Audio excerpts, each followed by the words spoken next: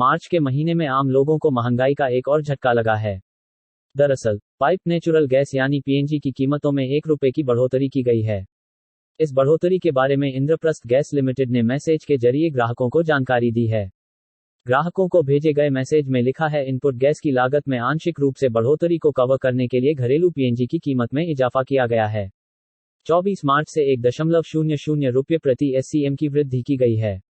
दिल्ली में लागू मूल्य ₹36.61 SCM वैट सहित होगा। इस बढ़ोतरी से पहले दिल्ली में डोमेस्टिक पीएनजी की कीमत ₹35.61 प्रति SCM थी। दरभंगा के हायाघाट प्रखंड के एक गांव से रोजी रोटी कमाने राजस्थान गए नाबालिग लड़के के साथ जयपुर में बर्बरता का मामला सामने आया है। जानकारी के अनुसार मात्र खाना मांगने के कारण कारखाने के मालिक ने उसके तलवे को गर्म सलाखों से दाग दिया। आरोपित मालिक रियाज भी हायाघाट प्रखंड के ही बिलासपुर गांव का निवासी है।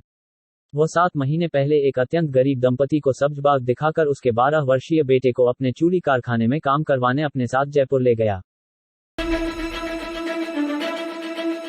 आरा सिविल कोर्ट बम ब्लास्ट में लंबू शर्मा को दी गई फांसी की सजा को पटना हाई कोर्ट ने निरस्त कर दिया है। साथ ही कोर्ट ने निचली अदालत को नए सिरे से आरोप का गठन कर सुनवाई कर फैसला देने का आदेश दिया। कोर्ट ने कहा कि लंबू शर्मा के खिलाफ कई अन्य अपराधों में दी गई सजा के बारे में कोई जिक्र नहीं किया गया है, जबकि फांसी की सजा देने के पूर्व अन्य केसों में दी गई सजा पर विचार करना अनिवार्य है। कोर्ट ने इस केस के अन्य आरोपितों को दी गई सजा पर फिलहाल किसी तरह का आदेश नहीं दिया।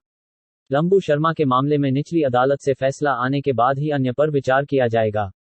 बुधवार को न्यायमूर्ति अश्वनी कुमार सिंह तथा न्यायमूर्ति अरविंद श्रीवास्तव की खंडपीठ ने फांसी की सजा को पुष्टि करने सहित आरोपितों की ओर से दायर अपील पर सुनवाई के बाद यह फैसला दिया। गौरतलब है कि आरा की निचली अदालत ने लंबू शर्मा सहित 6 अन्य को 17 अगस्त 2019 को दोषी करार दिया और 20 अगस्त 2019 को लंबू शर्मा को फांसी की सजा सुनाई थी। आज लोकसभा में दिल्ली नगर निगम के एकीकरण का विधेयक पेश हो सकता है।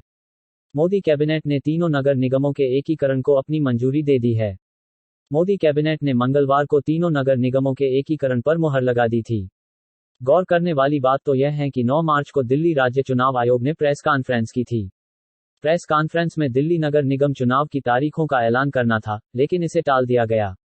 चुनाव आयोग ने कहा था कि उपराज्यपाल ने पत्र भेजकर तीनों नगर निगमों के एकीकरण के लिए केंद्र सरकार की मंशा से उसे अवगत कराया है। इस वजह से आयोग निगम चुनाव की तारीख की घोषणा टाल दी थी। रक्षा मंत्रालय ने रक्षा निर्माण में आत्मनिर्भरता बढ़ाने के लिए एक और बड़ा फैसला लिया है।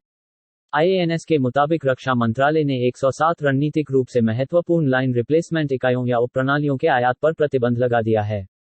बता दें, इस पर मंत्रालय ने कहा, रक्षा उत्पादन में आत्मनिर्भरता हासिल करने के सतत प्रयास और आत्मनिर्भर भारत के तहत रक्षा सार्वजनिक क्षेत्र के उपक्रम DPSU द्वारा आयात कम करने के लिए रक्षा मंत्रालय ने समय सीमा के साथ 107 रणनीतिक रूप से महत्वपूर्ण लाइन रिप्लेसमेंट इकाइयों प्रणालियों की दूसरी सूची को मंजूरी दी है। तय समय के बाद इनका आयात नहीं किया जाएगा।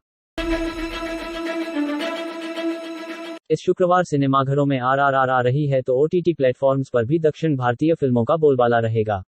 इसके अलावा कुछ हॉलीवुड फिल्में और सीरीज भी मनोरंजन के लिए उपलब्ध रहेंगी। पूरी लिस्ट इस स्टोरी में पढ़ सकते हैं। बता दें कि 25 मार्च को राजामौली की RRR आ रही है। वहीं OTT प्लेटफॉर्म पर भी एक से बढ़कर फिल्में और वेब सीरीज आईं। विद्या बालन और शेफाली शाह की फिल्म जलसा और अजय देवगन की debut web series Rudra edge of darkness release हुई। अब 25 मार्च को कई दिलचस्प फिल्में और सीरीज आ रही हैं। बॉक्स ऑफिस पर धमाल मचाने के बाद अजीत और हुमा कुरैशी स्टारर तमिल फिल्म वलिमय अब OTT प्लेटफॉर्म पर रिलीज के लिए तैयार है।